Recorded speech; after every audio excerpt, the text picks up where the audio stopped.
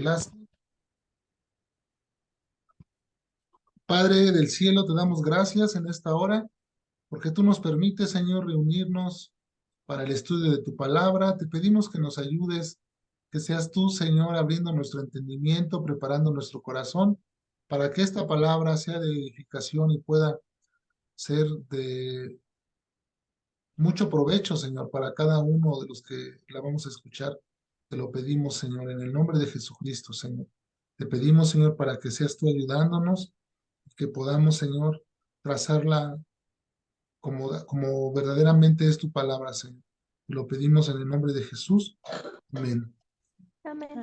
Amén. Bueno, este tema es el cuarto tema estamos estudiando los métodos erróneos de interpretación que han prevalecido a lo largo de la historia, ¿no? Ya estudiamos los métodos erróneos y ahora vamos a ver el método que es el más recomendable para hacer una correcta interpretación. Este método es uno de los más, o más bien es el más recomendable y por lo tanto vamos a estudiarlo más, más a fondo. Este método es método histórico gramatical. Método histórico gramatical. Entonces, vamos, si me acompañan ahí en su Biblia, vamos a leer un versículo. El versículo base que hemos estado utilizando y vamos ahí en su Biblia, segunda de Timoteo 2, versículo 15. Este texto lo hemos estado usando como texto base porque aquí encontramos nosotros algo que es importante.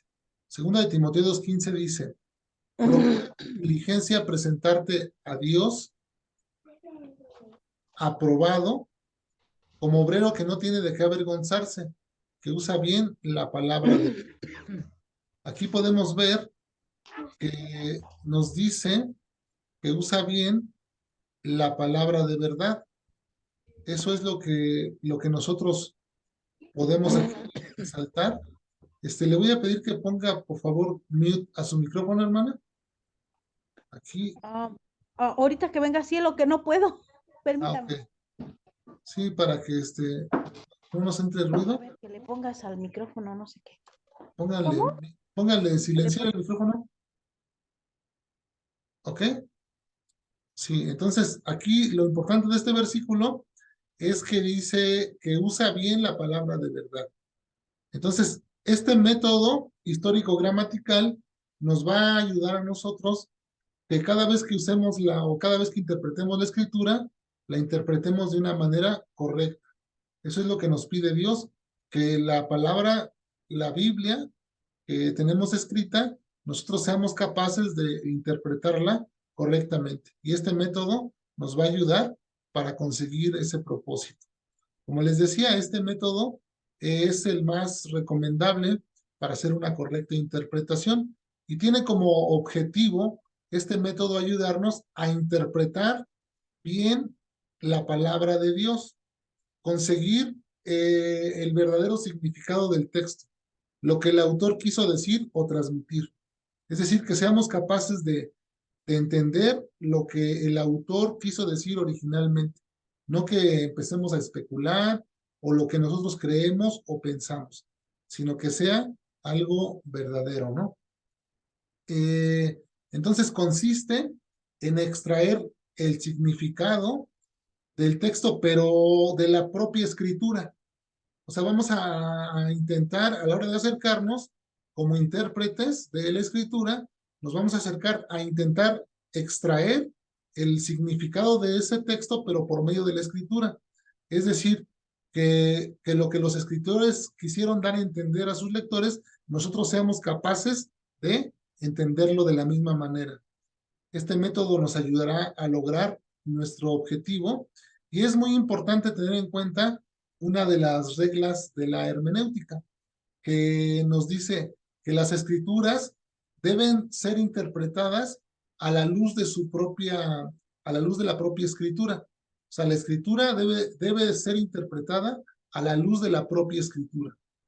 No podemos interpretar los textos a como nosotros queremos o pensamos. Y me gustaría que leyéramos segunda de Pedro, capítulo 1, versículo 20, donde nos dice algo muy importante el apóstol Pedro.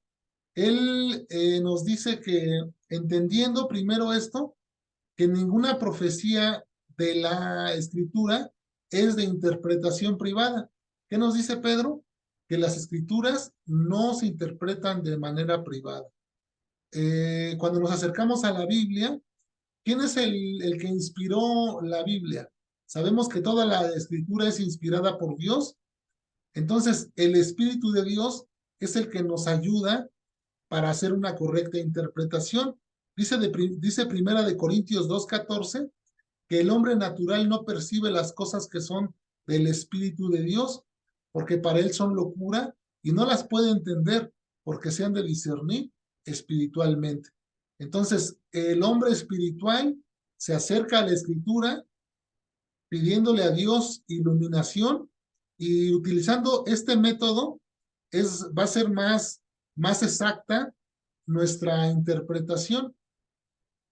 Una de las cosas que tenemos que hacer al acercarnos a la Biblia, al interpretar la Biblia, es acercarnos sin prejuicios o posturas preconcebidas, porque muchas veces tenemos ya ideas en nuestra mente que nos predisponen a hacer las interpretaciones acorde a lo que nosotros creemos o pensamos o dependiendo de nuestro nivel de escolaridad, nuestra cultura, todas estas cosas nos predisponen para hacer una interpretación. Entonces tenemos que llegar a la escritura sin prejuicios ni posturas preconcebidas. Tenemos que quitarnos todas aquellas cosas que pudieran estorbarnos, que pudieran predisponernos para hacernos hacia un lado o hacia otro.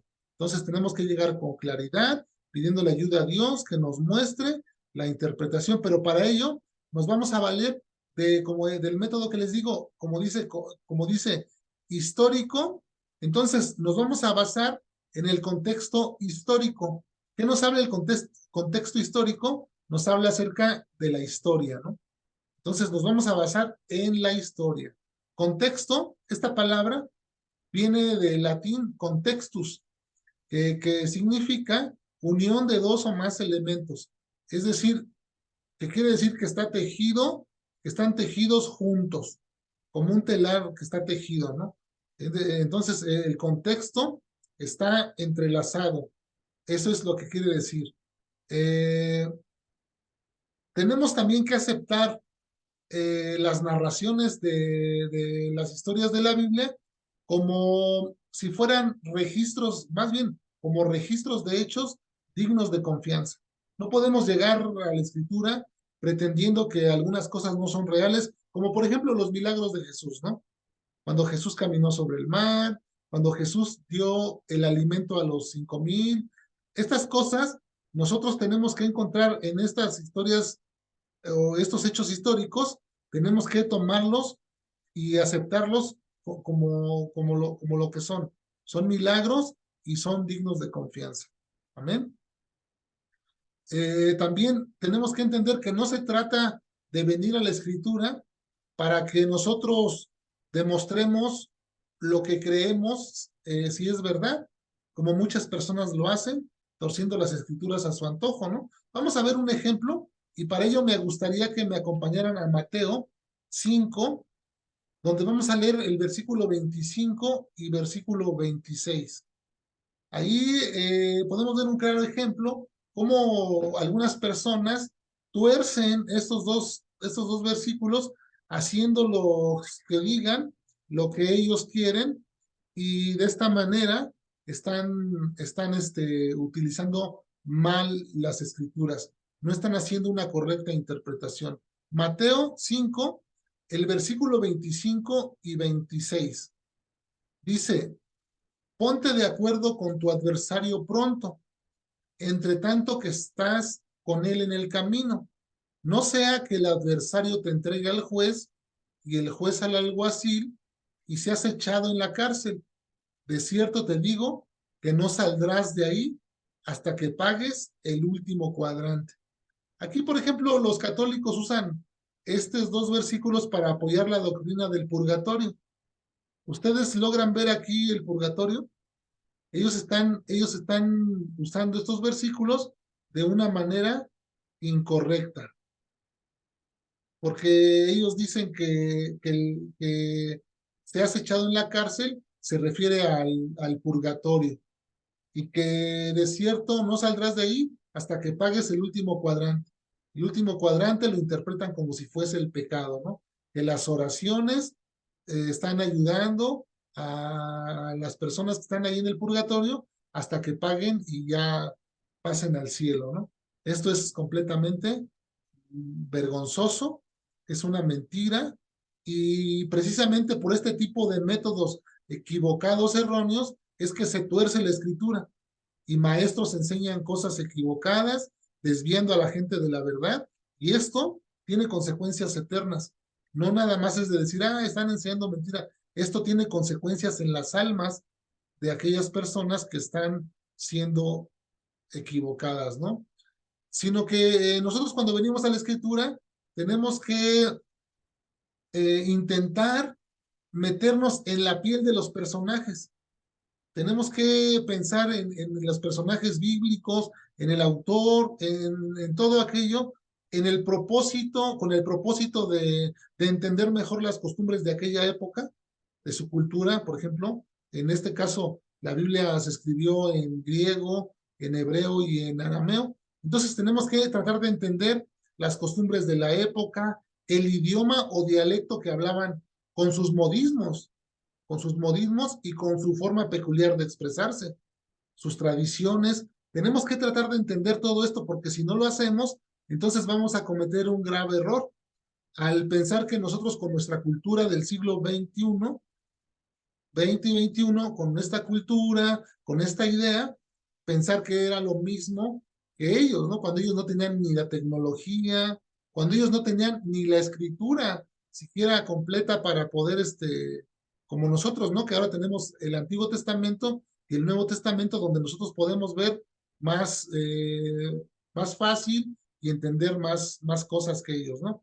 Entonces tenemos que intentar a la hora de acercarnos a hacer la interpretación, hacerlo con todo esto en mente, ¿no? Ir viajando como si pudiésemos viajar en el tiempo, llegar 2000, 3000 años, dependiendo donde el pasaje que vamos a estudiar y asentarnos en esa idea y pensar en toda aquella cultura, ¿no?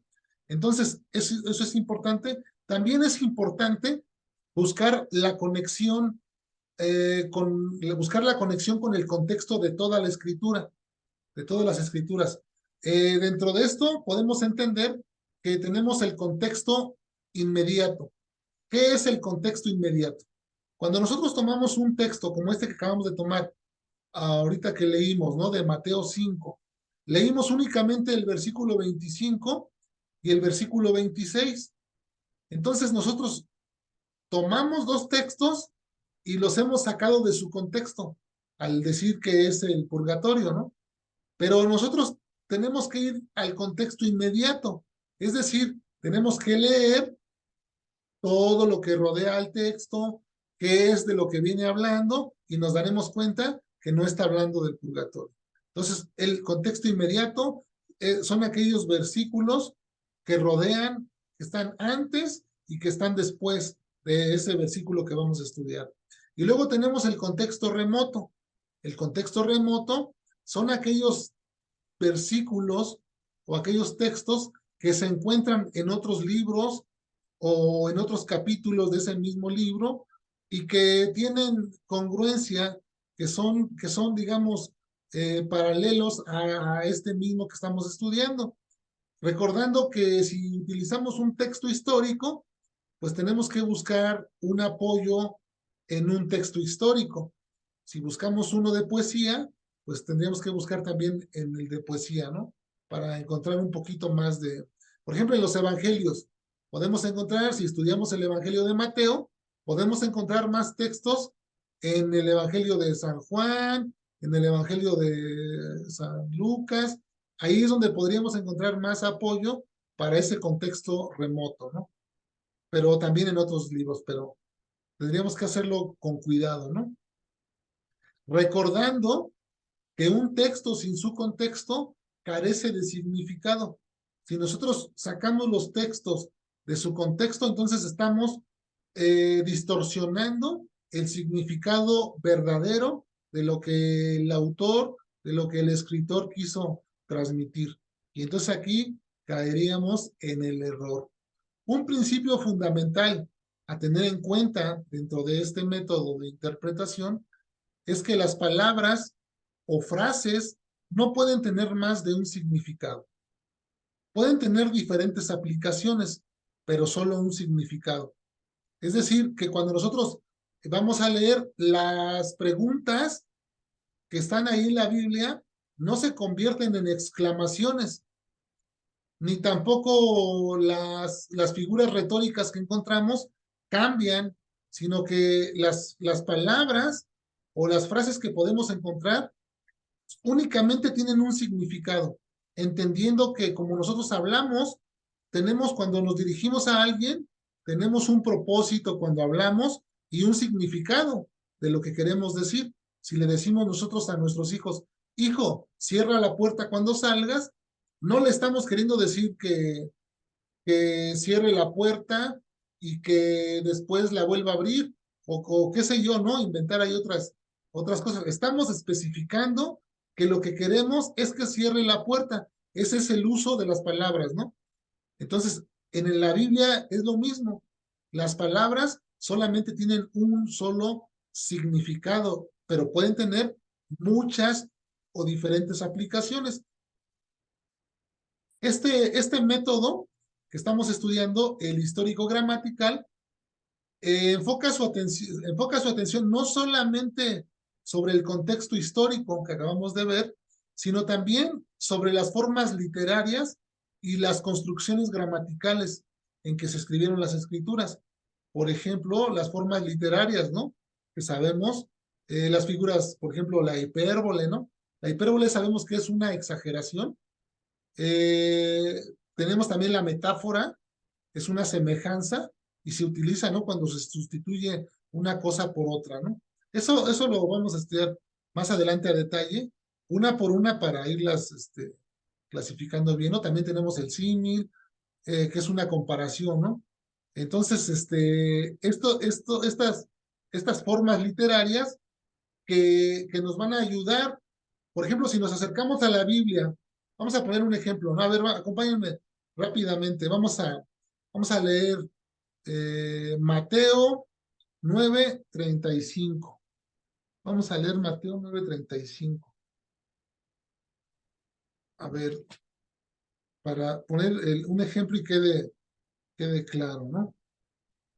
Mateo 9:35, que dice, recorría Jesús todas las ciudades y aldeas, enseñando en las sinagogas de ellos y predicando el evangelio del reino y sanando toda enfermedad y toda dolencia en el pueblo.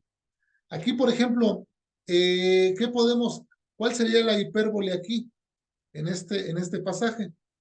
Dice, recorría Jesús todas las ciudades y aldeas. Quiere decir que está usando una exageración, porque dice que recorría todas las ciudades y aldeas. Está usando el lenguaje de una manera figurada, ¿no? Que Jesús andaba predicando por muchos lugares. No está diciendo que fue a cada una y de esas aldeas y que no quedó ninguna aldea sin que Jesús predicara. No es lo que está diciendo ahí, sino que está haciendo una exageración para darnos a entender el autor algo, ¿no? Que Jesús estaba predicando por todos lados. Ahora, podemos ver otro ejemplo en Romanos 3. Si quieren, acompáñenme allá.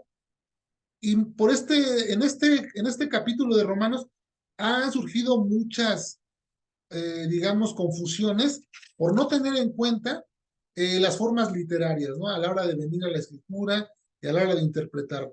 Por ejemplo, Romanos 3, en el versículo 11, bueno, vamos a leer desde el 10. Dice Romanos 3:10, como está escrito, No hay justo ni aun uno.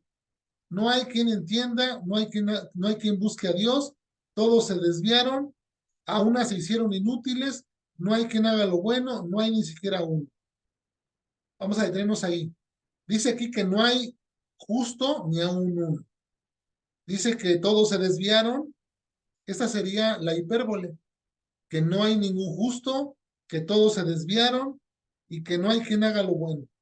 No hay ni siquiera uno. Está usando de una exageración. ¿Cómo lo sabemos? ¿Por qué nos damos cuenta que está usando una exageración?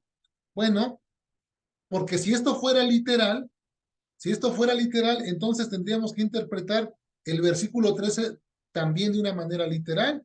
Dice, sepulcro abierto es su garganta, con su lengua engaña, veneno de aspid hay debajo de sus labios. ¿Esto lo podemos interpretar literalmente? Por supuesto que no, porque ¿quién tiene veneno de aspid debajo de sus labios? O sea que entonces por medio de esto nos damos cuenta que está usando un lenguaje figurado, ¿no? Y esto es importante a la hora de acercarnos a la interpretación de la Biblia, porque si no vamos a cometer muchos errores, ¿no? Y así como estos ejemplos, podemos encontrar muchos, ¿no? Entonces, es importante las formas literarias, como el contexto que acabamos de ver, pero también las construcciones gramaticales, ¿no? Las construcciones gramaticales se refieren a las partes que componen las oraciones. Por ejemplo, la poesía, ¿no? La poesía tiene ciertas reglas para su estructura, ¿no? Que cuántas palabras tiene que tener en cada verso, cómo se utiliza, ¿no? Y todo esto. También podemos ver nosotros eh, la estructura gramatical, si las palabras deben ser tomadas como preguntas, nos ayuda la estructura gramatical porque determina si las palabras pueden ser tomadas como preguntas o como órdenes o como declarativas. Para esto nos ayuda la estructura gramatical. Por poner un ejemplo, vamos a Hechos 1:8. Vamos a ver un ejemplo acerca de esto, ¿no? Hechos 1:8. Dice, pero recibiréis poder cuando haya venido sobre vosotros el Espíritu Santo y me seréis testigos en Jerusalén, en toda Judea, en Samaria y hasta lo último de la tierra. Aquí en este pasaje dice, me seréis testigos, ¿cierto? Está haciendo una predicción acerca de un futuro cumplimiento o está emitiendo un mandato soberano. Eso es lo que tendríamos que preguntarnos. ¿Cómo se está usando esta oración? Me seréis testigos. ¿Está haciendo una predicción acerca de un futuro cumplimiento o está emitiendo un mandato soberano? La forma española no es clara. La estructura griega de las palabras, no obstante, deja perfectamente claro que Jesús no se está refiriendo a una predicción futura, sino que está emitiendo una orden. Por lo tanto, está diciendo o les está mandando que le van a ser testigos, ¿no? Que ellos van a ser sus testigos.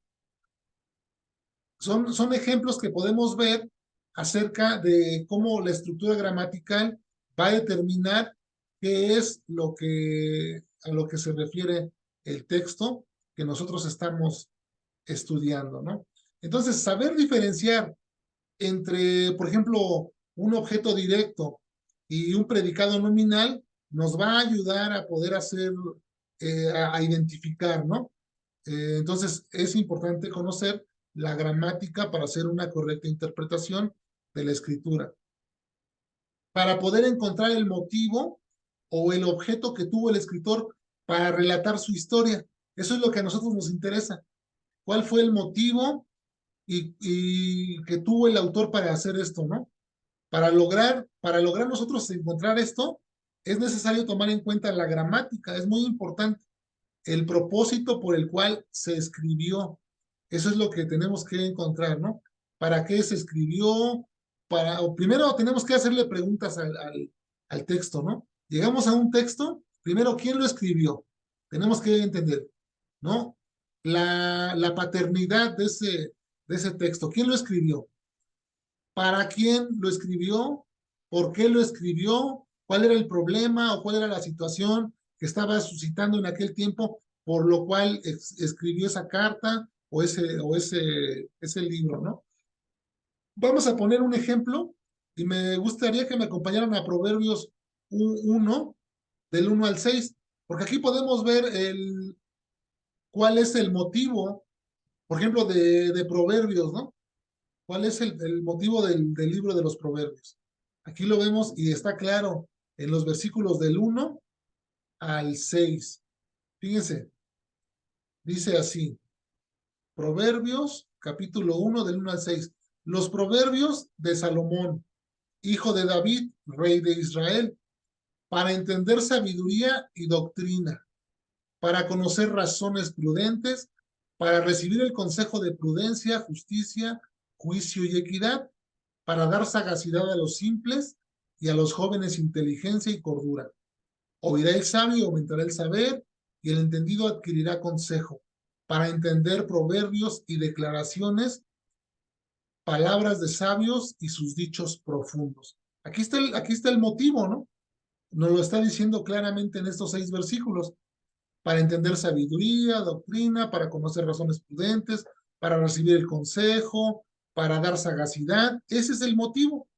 Esa es la finalidad de los proverbios. Para eso Salomón, inspirado por Dios, escribe el libro de los proverbios, ¿no? Podemos ver otro ejemplo en Juan, capítulo 20, en el versículo 31.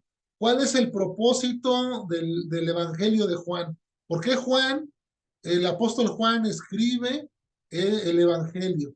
Y aquí está en Juan capítulo 20, versículo 31. No siempre va a estar al principio, ¿no? Aquí en Proverbios lo encontramos al principio, pero aquí en el Evangelio de Juan lo encontramos hasta el verso 20, hasta el capítulo 20, perdón, del versículo 31. ¿Cuál es el motivo del Evangelio? Pero estas se han escrito para que creáis que Jesús es el Cristo, el Hijo de Dios, para que creyendo tengáis vida en su nombre. Ahí está el propósito. ¿Para qué se escribió el Evangelio? Bueno, para que creamos en Cristo, para que creyendo pues tengamos vida eterna. Ese es el propósito. Y tenemos que, cada vez que leemos, encontrar todo esto preguntándole al texto, ¿por qué es importante, no? Ahora que vamos abriendo un poquito nuestra mente, nos damos cuenta y cuando nuevamente nos acerquemos a la escritura para hacer una interpretación, teniendo esas cosas en mente, se nos va a hacer más fácil y vamos a ser más objetivos para llegar a la correcta interpretación y nos vamos a convertir en buenos exegetas, es decir, buenos intérpretes. Por ejemplo, también tenemos que entender que hay un plan general del escritor. O sea, el escritor tiene un proyecto, ¿no? No nada más cuando se escribe un libro, se toma y se empieza a escribir a lo loco a ver qué sale, ¿no? No, se lleva un proyecto, se tiene que tener en mente una redacción de lo que se va a escribir, ¿no? Vamos a ver el ejemplo, por ejemplo, de Génesis, ¿no? El libro de Génesis fue escrito con la finalidad de registrar los comienzos y primeros desarrollos de la vida humana y su historia. Ese es el plan, el proyecto, ¿no? Podemos ver su unidad en el libro en esos 50 capítulos, podemos ver su unidad y al mismo tiempo una relación lógica con todo el libro, ¿no? O sea, no está así como que dices, ay, no se le entiende, ¿no? Y aquí hablan de unos y luego de otros, no. Está hablando de una genealogía, está hablando de los descendientes de Jacob, las 12 tribus, llegamos a José y así sucesivamente, ¿no? Entonces tiene una armonía, guarda una armonía, tiene un plan, tiene un proyecto el escritor. No, el escritor no se está contradiciendo, ¿no? Que dice una cosa y luego dice otra, no. Tiene un plan y un proyecto. Eso es importante tenerlo en mente para que también podamos hacer una correcta interpretación, ¿no? Entonces, dicho esto, podemos concluir que el análisis histórico envuelve el buscar un conocimiento del ambiente, de las situaciones en que los libros de la Biblia fueron escritos. O sea, tenemos que meternos ahí, ¿no? Tenemos que usar la gramática de acuerdo como es, no pretender que las cosas son figuradas. La Biblia, su mayor parte es literal. Las cosas que son literales, tenemos que interpretarlas de manera literal, y las cosas que son de manera figurada, tenemos que interpretarlas de manera figurada. Para esto necesitamos, pues, conocer la gramática. Si no conocemos la gramática, pues estamos, pues estamos mal, ¿no? Estamos haciendo una mala interpretación, y esto sería este método del que para nosotros es el más eficaz, porque nos valemos de la historia, nos valemos de la gramática, o sea, el uso común de las palabras, ¿no? Como las utilizamos. Y para ello podemos valernos, por ejemplo, de diccionarios, de concordancias, por ejemplo, tenemos la concordancia, ¿no? La Strong, donde podemos ver ahí dónde aparecen las palabras. Podemos también buscar un diccionario de, grama- de gramática, por ejemplo, para encontrar la etimología de las palabras, ¿no? También sería bueno tener esas herramientas, esos recursos para valernos de ellos y entender las palabras, ¿no? Porque muchas veces ese es el problema, que entendemos las palabras equivocadamente, ¿no? Entonces, teniendo estas herramientas, podemos llegar a hacer un buen uso de ellas y una buena interpretación. Hasta aquí este tema. Si tienen alguna pregunta, algún comentario, dudas, pues podemos analizarlas. O algo que no hayan entendido, no entendieron nada, pues me regreso desde el principio. No, sí se Todo se entendió. entendió bien. ¿Sí se entendió? ¿Todo claro? Ujú. Ok, pues entonces dejamos aquí el tema, y nos vamos a ver la próxima semana para seguir estudiando. Ahora introducimos un poquito más a fondo, ¿no? Seguir viendo o sea, la intención de esto es que cuando nosotros vengamos a leer la escritura, ya no la leamos como a veces nada más la leemos, ¿no? Así, de corrido. Y pasamos o tomamos las cosas literales, o tomamos las cosas de una manera metafórica, ¿no? Ya no tenemos que hacer eso, tenemos que encontrar y identificar, ¿no? Qué texto es un texto histórico, también qué texto es un texto doctrinal. O sea, son muchas cosas, ¿no? Que tenemos que aprender a diferenciar, pero que la práctica de hacerlo constantemente nos va a dar esa capacidad, ¿no? Para que cuando llegamos a la Biblia, ya rápido, ¿no? Podamos interpretarla. Y esto es de estudio. Esto requiere estudio, no nada más es de decir, sí, ya lo tengo, no, no. Se requiere estudio, se requiere tener esa paciencia. Como les decía, buscar la ayuda de Dios también es muy importante, porque ¿de qué sirve o de qué serviría que conozcamos todas las letras y conozcamos este método, pero si no nos acercamos al principal, que es la fuente, que es el autor, ¿no? Que dice que toda la palabra es inspirada por Dios, ¿no? Entonces, si nosotros nos acercamos a quien la inspiró para que nos dé iluminación, pues va a ser mucho más fácil. Pero claro, teniendo en cuenta todo esto, ¿no? Pues entonces, ahí quedó, y nos vemos entonces. Vamos a orar para cerrar este tiempo, y nos vemos. Padre, te damos gracias por este estudio que tú nos permites, Señor, llevar a cabo, Señor, para edificación de tu iglesia. Te pedimos, Señor, por los hermanos que se conectaron.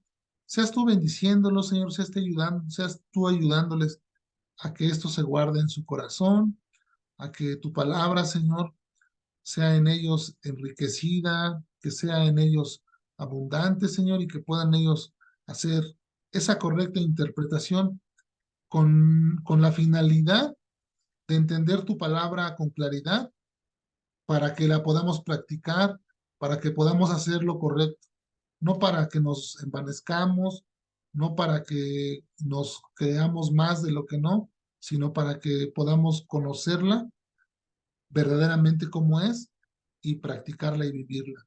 Te lo pedimos en el nombre de Jesucristo nuestro Señor. Amén. Amén.